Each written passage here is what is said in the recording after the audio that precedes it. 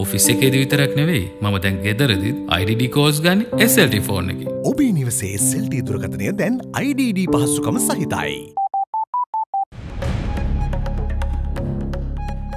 In your headlines tonight, we are one. The army commander insists that the army's presence in the north isn't political. Brothers and sisters, please do understand this is your army. Parliament halted. President Maithripala Sirisena prorogues Parliament until the 8th of May. Therefore, the prorogation of Parliament no negative impact on the functioning and operation of the government. Traditional practices of Sinhala and Tamil New Year. Why is auspicious times good for Sri Lanka? We know that generally in Sri Lanka we are not very punctual. So auspicious times is a very smart way of making Sri Lankans punctual, I believe. What lies underneath the rituals? Sinhala Hindu New Year rituals always tells us about the interaction between the nature and culture. Political quake. Minister Mano Ganesan says opposition leader abandoned ideas of a separate state to take up the role. Plight of a premier. Pakistan's Nawaz Sharif banned from holding office for life.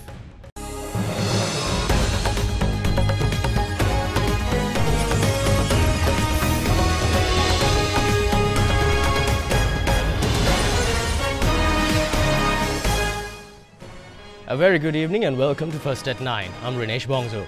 With the dawn of the much anticipated new year less than 24 hours away, we thought of bringing you up to date on the auspicious times related to the festive period. Millions of people across Sri Lanka are in eager anticipation of the Sinhala and Tamil New Year. They look forward to renewed hope, prosperity, unity and happiness by practicing age-old traditions dating back centuries. These traditions are practiced by many today as certain auspicious times dedicated to each activity. We at First at 9 wish to bring you up to speed on what needs to be done at what time when observing these age-old traditions. It all starts with the dawn of the new moon, with it travelling from the house of Pisces to the house of Aries. This year, the first glimpse of the new moon came to be from the 18th of last month. The ensuing rituals are divided into 4 different parts. The Old Year, the interim period between the Old and the New Year, the New Year festivities and purification for the coming year. When deciding a specific time for each and every activity, auspicious day, auspicious time, auspicious direction and auspicious colour as well as auspicious leaves of certain trees are taken into consideration.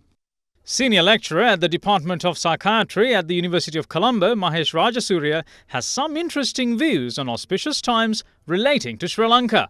We know that generally in Sri Lanka we are not very punctual. But when there's a nakat, an auspicious time, we somehow adhere to that time. So auspicious times is a very smart way of making Sri Lankans punctual, I believe. The first ritual to encounter is the ceremonial bath for the Old Year. In taking this ceremonial bath on the last day of the Old Year, which fell yesterday, people apply nanu, a herbal mixture, on their head and body before bathing. Then comes the much-awaited dawn of the New Year. This time around, the New Year will dawn at 8:13 a.m. tomorrow. It, however, has to be noted that the inauspicious time period, commonly known as Nonagataya, falls from 1:49 a.m. to 2:37 p.m. tomorrow. The auspicious time for the first preparation of meals in New Year will dawn at 10:40 a.m. tomorrow. Before preparing food, the New Year is celebrated with boiling milk in a newly earthen pot with the spillover from all sides of the pot symbolizing prosperity. It is worth noting that the hearth should be lit while clad in blue and facing north. Trading and first meal of the New Year in 2018 falls at 11:53 a.m. tomorrow, and this too should be done dressed in blue facing north. What comes next is anointing of oil. The auspicious time for this comes on Monday the 16th at 10:16 a.m. This process should be observed while clad in white, facing north, with wood apple leaves placed on head and imbul leaves at feet. And finally, the rituals come to an end with setting out for professional occupation on Thursday the 19th at 6:03 in the morning. It is advised to be dressed in yellow and gold and before setting off to consume milk rice mixed with jaggery. We can assume that this has a historical story where those days people had the holiday time at home after harvest, and this is the time after a few days of rest that they went back to the fields. Today we might not be able to afford to take so many leave to be able to leave for work on this particular day. However, if we can promote, if we can transmit our culture to the next generation, that's important. In the meantime, First at 9 spoke to sociologist Dr. M.T.M. Mahis on the importance of these Sinhala and Tamil New Year rituals and their meaning. These rituals are not just a get-together and gathering. So there we have to understand the importance of the ritual. For example, the ritual clearly tells us the collective sentiments or the collective conscience of the people. Sinhala Hindu New Year rituals always tells us about the interaction between the nature and culture. Transaction, eating and visiting people and respecting elders, all these are part of the ritual. These rituals and traditions always promote the social cohesion and primary social relationships, which is very much important throughout the life. The other one is, behind this ritual, you see that people get some kind of cultural break, saying goodbye to their daily activities of their professions or other activities. Sometimes in their normal day-to-day life, there are a lot of hierarchies, lot of inequalities, but during this Sinhala New Year, people have a good time to forget all these things, and without any discrimination, they get together and they enjoy. So therefore, I say that these rituals have some kind of culturally made rationality. Dr. Mahis also elaborated on how seriously the younger generations are treating New Year traditions. But unfortunately, we have a doubt whether the younger generation know the real subjective meaning of these rituals. So because we know that the commercial consumer culture and the technology, so that has prevented understanding the real value of these rituals. It is the duty of the elder generations and the educated people to correlate. We have to fill the gap between the real rituals and the younger generation. There is no better season for firework vendors than the Sinhala and Tamil New Year season. It is their height of sales for the year, and vendors could be seen setting up shop along the streets. Among the assortments of fireworks, firecrackers have risen to prominence and has become favoured among them all. Despite certain groups calling for firecracker use to be abandoned, its demand continues to be high. But certain fireworks industrialists in the country warn of a shortage of products owing to the lack of raw material. First at 9 explored the world of fireworks to see how they should be used as well as their effects. The deafening sound of firecrackers is intertwined with the New Year season. It heralds the dawn of the New Year at the auspicious time, albeit with a bang. Many find setting them off an act of joy and make sure they get their hands on this noisy product at then earliest interval. With the demand of it as well as other varieties of fireworks so high, we came across a remarkable development where there is a shortage of products. Fireworks industrialists in the area of Venamulla in Galle say that there is a shortage of fireworks owing to a scarcity of raw material. We don't have gunpowder to fill these up due to lack of potassium nitrate. So we are stocking them so that we can use them when we get the material. We cannot supply to the demand. We won't be able to supply the usual quantities. So I think there will be a shortage in firecrackers.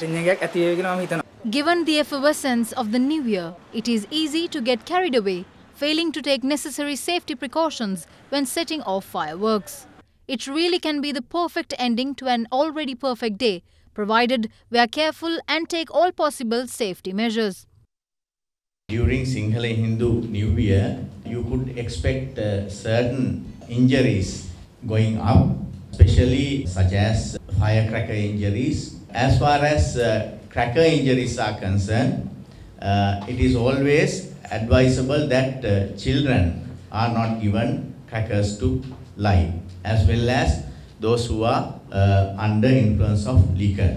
Also, you should never light a cracker with the cracker in hand. You should always place the cracker on the surface and light it and move away, and not to get back to the cracker if it is not exploded. You should not select very explosive crackers because you have crackers of various sizes and various explosive strengths. So it is safe to use normal standard crackers if you really want to use crackers during festive seasons.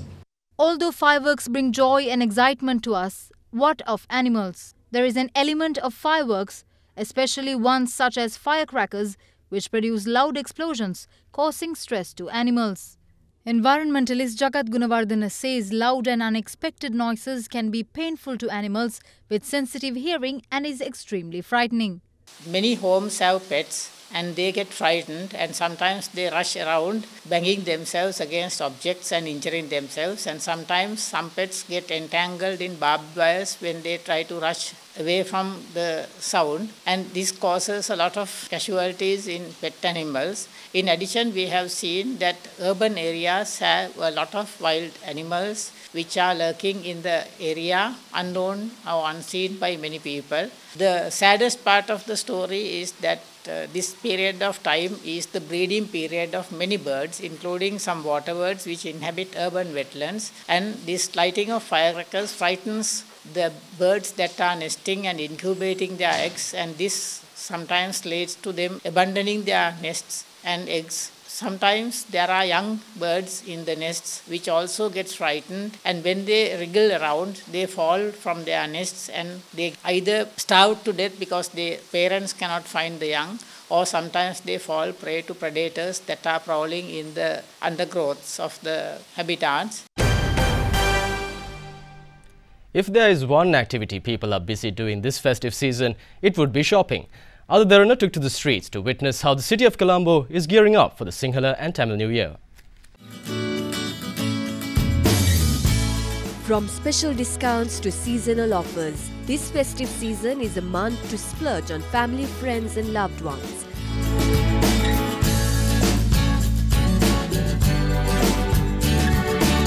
One of the customs which comes with the new year is the purchase of new clothes and gifts. One day more for the Sinhala and Tamil New Year, and as you can see behind me, people are still shopping, doing their last minute shopping ahead of the celebration, which is tomorrow. Now shops have still been open, as well as food stores like this where special treats are being given out tomorrow for the Sinhala and Tamil New Year, and lots of discounts as well as sales are being taking place here in Petra. However, if there is one thing that many people look forward to in the new year, it is spending time with one's own family and those dear. So Sinhala and Tamil New Year, it's basically what defines the Sinhalese and the Tamils of Sri Lanka. And it's basically a fun-filled event which is all for the Sinhalese and Tamils in Sri Lanka to enjoy. So hopefully starting from tomorrow we'll be enjoying with our family and friends and relatives. Well, it means a lot because it's celebrating our culture, like how the Sri Lankan, the Sinhalese and the Tamils celebrated together. So for us this year, how I celebrate is as usual, spending much time with my family and trying to cherish the moments. At the current state, actually most of the families are like independent, they are isolated and all. This is like the only time we actually get together as the whole big family and spend some time with them. So I think it's something really good to catch up and get together and celebrate the Aurudhu Charitra and all. The dawn of the much-anticipated Sinhala and Tamil New Year is just around the corner, and excitement for the festive season is already in the air. One of the most interesting features in the New Year season are the traditional Sri Lankan sweetmeats, especially made targeting the festivities. First at 9 traversed the streets today to see how sweet preparations are coming along. Sinhala and Tamil New Year, which has deepened traditions over thousands of years, comes when there is greenery everywhere, flowers in the bloom, vegetables and fruits in plenty. The aroma of sweetmeat has long heralded the arrival of this colourful festival. During this season, the New Year table, or as the Sinhalese call it, the Aurudhu table, becomes one of the most important features of the celebrations. Traditionally, preparations for the Aurudhu table take place at least a few weeks prior to the dawn of the new year. Local women normally get acquainted with the process of preparing food items for this special table from older generations in their families or from the neighborhood. Traditional sweetmeats such as kaum, cookies, asmi, kaludadul, panivalalu and other various types of sweets usually decorate the table along with milk rice and well-ripened bananas accompanied by other fruits. The feast that follows the dawn of the Sinhala and Tamil New Year is usually the one all anticipate more than any other ritual, following the fasting period that marks the transition of the sun from Pisces to Aries. The The Sinhala and Tamil New Year table is not just a place where generations of families get together to have the Urdu feast over thousands of years. It also signifies prosperity as well as solidarity between communities and cultures. In Sri Lanka, just as it was with many other nations, food has brought people together, and hopefully it will continue to do so in many years to come. The Sinhala and Tamil New Year season sees throngs of people heading off big cities to visit their loved ones in outstations. This mass exodus puts a considerable amount of pressure on the transport systems as thousands seek to secure a seat across all public transportations. To address this increased number of passengers, special bus and railway services are in operation. Along with it, to prevent bus service providers from exploiting the desperation of passengers and overcharging them, the National Transport Commission said any case of overcharging will see a route permit cancellation for a period of 3 months. Special transport services are being launched for the convenience of the people during the New Year season. The Sri Lanka Transport Board has taken measures to deploy 2,000 additional buses for commuters travelling from the central bus depot in Colombo. Accordingly, these bus services are in operation for 24 hours until the 15th of this month. The number of buses running along the expressway have also been increased. We have declared from April 6 to April 23rd as the New Year season for the transport sector. In addition to that, CTB has cancelled their employees' leave, and we have asked our all operators to cooperate with us to transport passengers from Colombo and other major cities to their suburb villages. Till 13th, we are operating the same service, and we are issuing special temporary permits for the transport of passengers through Southern Express Highway. Therefore, any operator who wants to operate buses through the highway, they have to come to NTC and get the permit to operate the bus service. I will request passengers not to pay excess monies than what we have agreed upon. I got some complaints, then some of the people are charging higher prices than the normal bus fare we have decided to charge during the New Year season. So if we get any complaints, we are compelled to inquire that and stop their bus route permit for 3 months. And if you have any complaints regarding the excess money taken by the conductors or any irregularities happened during your travel, you are requested to call 1955 and make the complaint. After that, we will communicate with you, and we will ask you to submit the ticket and the written complaint for us to go ahead with that. In the meantime, the Railway Department has deployed 12 special trains for the New Year season geared to assist last-minute commuters. Accordingly, trains will operate from Colombo Fort to Bandaravela, Jaffna, Galle, Mahava Junction and Matara. Even with 12 special trains in operation, the public, however, feels that it isn't enough. ප්‍රමාණවත් නැහැ මේක තියෙන පෙට්ටිත් පහයි ඊටවත් මේ මෙල්ලිලා යන්නත් බෑනේ මෙහෙම යන්න බෑනේ ඔයාලට තේරෙනවනේ තුම්රේ ප්‍රමාණ ටිකක් මීට වඩා කාර්යක්ෂම කරන්න හරිද මේ අසතුටුදායක ප්‍රවාහන පද්ධතියක් තමයි තියෙන්නේ ලංකාවේ මම දැකලා නැහැ මේ වගේ මේ මිනිස්සු අපහසුතාවයට පත් වෙනවා. This lack of carriages are alleged by some members of the public is forcing some passengers to put their lives at risk as they latch on to trains while occupying the footboard. There have been numerous cases where people have perished under similar circumstances. Our efforts to contact the Department of Railways to see what could be done from their end to stop people putting these lives at risk proved futile. You are watching Sri Lanka's award-winning news channel, Derana 24/7.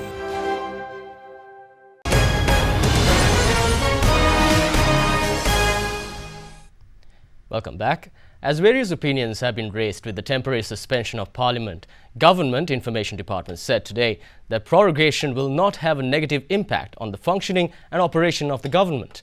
Last night, President Maithripala Sirisena issued a Gazette notification proroguing Parliament until the 8th of May. Issuing Extraordinary Gazette number 2066/43 of April 12, 2018. With effect from yesterday, Parliament was prorogued until the 8th of May. Parliament was earlier expected to convene on the 19th of April after the Sinhala and Tamil New Year holiday. Issuing a statement, Government Information Department said prorogation is the period between the end of a Parliament session and the opening of the next Parliament session for the year. Under Article 74 of the Constitution of Sri Lanka, all matters which having been brought before Parliament have not been disposed of at the prorogation of Parliament may be proceeded proceeded with during the next session.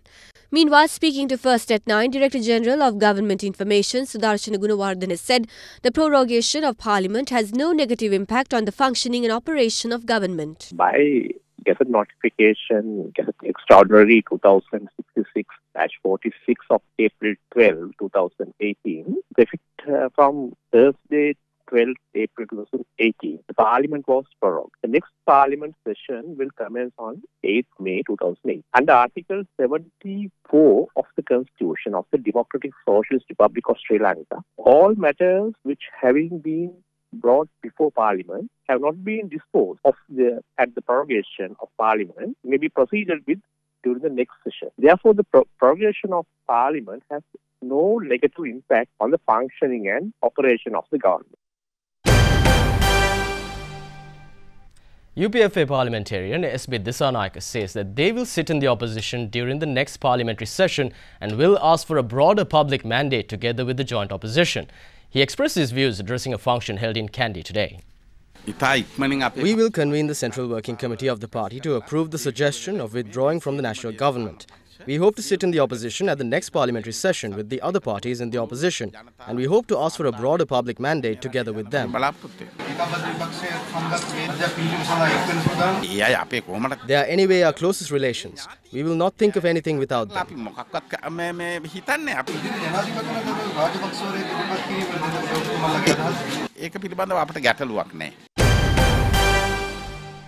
Sri Lanka Army Commander Lieutenant General Mahesh Seranayake says that the Army's presence in the north is not owing to a political agenda but for the agenda of the people and to ensure that they get the best from their army. He expressed these views at an event held to hand over 683 acres of land in the north that was under the Army's occupancy back to the people after 28 years. The event to hand over 683 acres of Army-occupied land in North back to people after 28 years was held under the patronage of the Army Commander Lieutenant General Mahesh Seranayake. Land was handed over to 964 families in 5 villages in the Valikamam North Divisional Secretariat. Brothers and sisters, please do understand this is your army. This is the army of the country, and our responsibility is to ensure we look after the well-being of all human beings living in this island, whether it is in the south or north. We do have Tamils serving in the military forces, or the armed forces for that matter. So we are one group of people who belongs to you. Whatever we just here to ensure your peace, hard-earned peace in this country after 30 years of war is preserved in a way that you and your children and the next generations to come will not be dragged into a war that our generation faced. So I humbly request all of you to understand the endeavors of the armed forces today that this country should never be brought back to a bad era of fighting. We are not here on a political agenda. We are here for your agenda to ensure you get the best out of your whole army. Minister of National Coexistence, Dialogue and Official Languages, Manu Ganesan says he opposes the no-confidence motion that is to be brought against the leader of the opposition, R. Sambandhan, by the joint opposition. He expressed his views, intentions while addressing a function held in Modara last evening. The 25th anniversary celebrations of Mispa Prayer Missionary Ministry Church in Modara was held last evening under the patronage of the opposition leader R. Sambandhan. Minister of National Coexistence, Dialogue and Official Languages Manu Ganesan also graced the event. The joint opposition is discussing whether the opposition leader is performing his duties. Whether he is doing his job in a national level is another question. But a positive message is given to the people in the south as he accepted the post of leader of the opposition. Don't forget, in the past, people in the north and east wanted another state. Giving up the idea of a separate state, he has accepted the concept of a national state by accepting the post of opposition leader.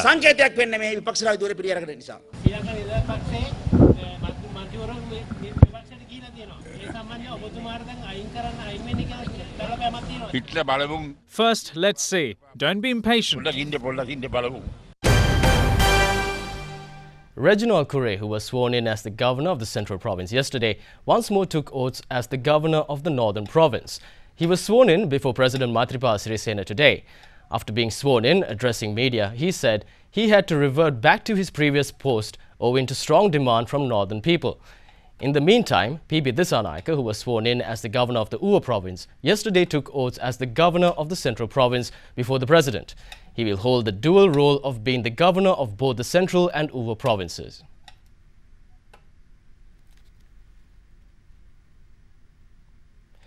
With the commencement of the inter-monsoon season, the country has been recording light to moderate rains with few heavy spells for the past 3 to 4 days.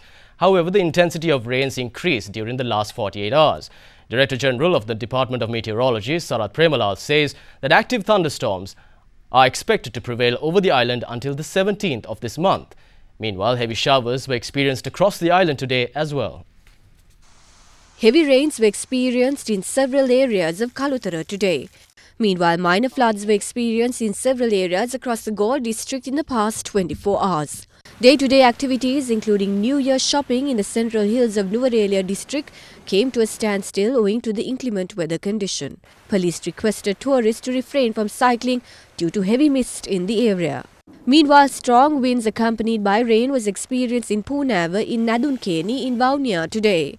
However, lack of water remains a severe issue for villagers residing in Kandayaya in Kottukache in Puttalam. Meanwhile, Assistant Director of the Disaster Management Centre Pradeep Kodipilli says that the public should be vigilant when bathing or engaging in other activities in bodies of water owing to the inclement weather. There are several damages being reported in the country yesterday and day before yesterday, and people are still requested to take all the precautions, actions to minimize the lightning damages. And there are a lot of deaths being reported as per the drowning incidents in the country in the last 2 weeks' time. Issuing a special advisory, the Department of Meteorology says that thundershowers will develop over most provinces in the island with heavy rainfall of about 100 millimeters accompanied by strong winds of 70 to 80 kilometers per hour.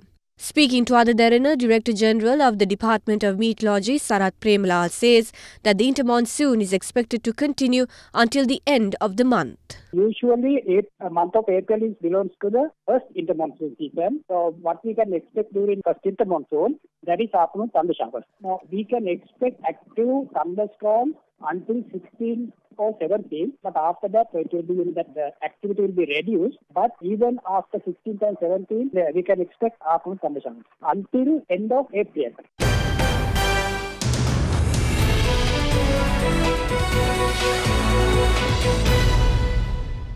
Raising money partly to early settle bunched up debt. The central bank has sold $25 billion from sovereign bonds, selling 5-year bonds at 5.75% and 10-year bonds at 6.75%. Central bank said this marks Sri Lanka's 12th US dollar benchmark offering in the international bond market since 2007. The central bank, on behalf of Sri Lanka, marked its return to the US dollar bond markets with a successful issuance of 5-year and 10-year senior unsecured fixed-rate notes of $1.25 billion each, with maturity dates of April 18th, 2023 and April 18th, 2028, respectively. This marks Sri Lanka's 12th US dollar benchmark offering in the international bond markets since 2007 and represents the largest offshore bond offering ever by Sri Lanka. Citigroup, Deutsche Bank, HSBC, JP Morgan and Standard Chartered Bank acted as the joint lead managers and book runners for the transaction. Central Bank said the final order book stood at $3 billion across 235 plus accounts for the 5 years tranche and $3.5 billion across 190 plus accounts for the 10-year tranche, reflecting investors' continued confidence in Sri Lanka's economic outlook. The 5-year tranche was divided as 66% to the United States, 24% to Europe and 10% to Asia, and the 10-year tranche was allocated as 65% to the United States, 69% to Europe and remaining 6% to Asia. Earlier this year, Central Bank Governor Dr. Indrajit Coomaraswamy said Sri Lanka had planned to raise $2 billion from dollar bonds this year. The government must repay an estimated 1.97 trillion rupees or $12.68 billion in 2018, a record including $2.9 billion of foreign loans and a total of $5.36 billion in interest. Speaking at a recent event, Governor of the Central Bank, Dr. Indrajit Coomaraswamy, expressed views on the matter. Bond situation, we are on a kind of a PERDA situation, right? You know what the approvals are. We have radio silence on the bond. But you know what the approvals are. So at the right time, we'll go to the market. You are watching Sri Lanka's premier news channel, Other Derana 24/7.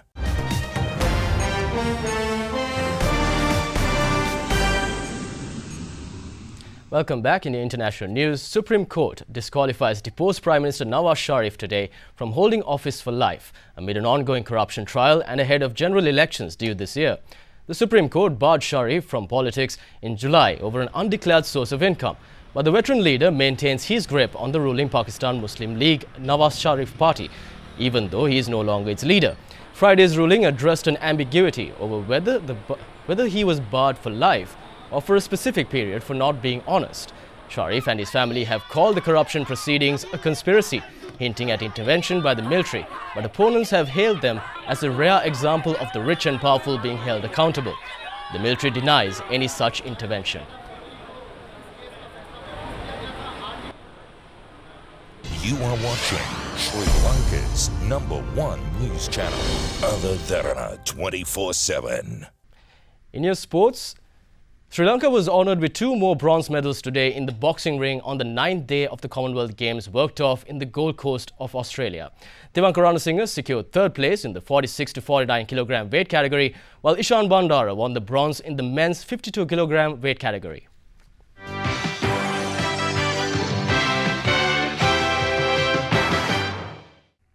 In the men's 46-49 kg category, Sri Lanka's Devanka Ranasinghe contested against British boxer Galal Yafai in the semi-final. Devanka, however, lost to his more experienced opponent and secured the bronze. Meanwhile, Sri Lanka's Ishan Bandara also lost in the semi-final by India's Gaurav Solanki in the men's 52 kg category. Despite the defeat, Ishan secured a bronze for the country. In the meantime, Sri Lanka managed to finish 3rd in the preliminary rounds of the men's 100-metre relay and was selected for the finals. As the Australians come storming home, they'll be closed down by Sambine from Australia. Sri Lanka with 168 medals, Australia now leads the medal table of the 21st Commonwealth Games, with England and India at toe. Sri Lanka stands 27th in the medal table with 1 silver and 5 bronze medals.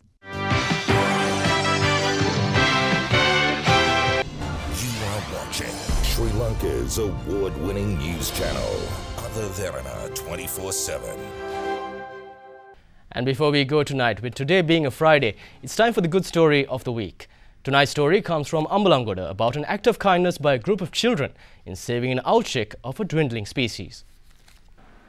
The students of the Sri Buddhadatta Model School in Pollovita of Ambalangoda were playing in the school grounds when they found an owl chick fighting for life under an attack of red ants. They saved the owl chick and handed it over to the principal of the school, who called the Hikkadu Wildlife Department. The officers identified the owl chick to be an endangered Karapati Kambassa and vowed to look after it until it is healthy enough to be released into the Wildlife Conservation Park in Galle. And that's a part of your world tonight, right here on Other Derana 24/7. I'm Rinesh Bongsu, wishing you a prosperous and happy new year. Good night.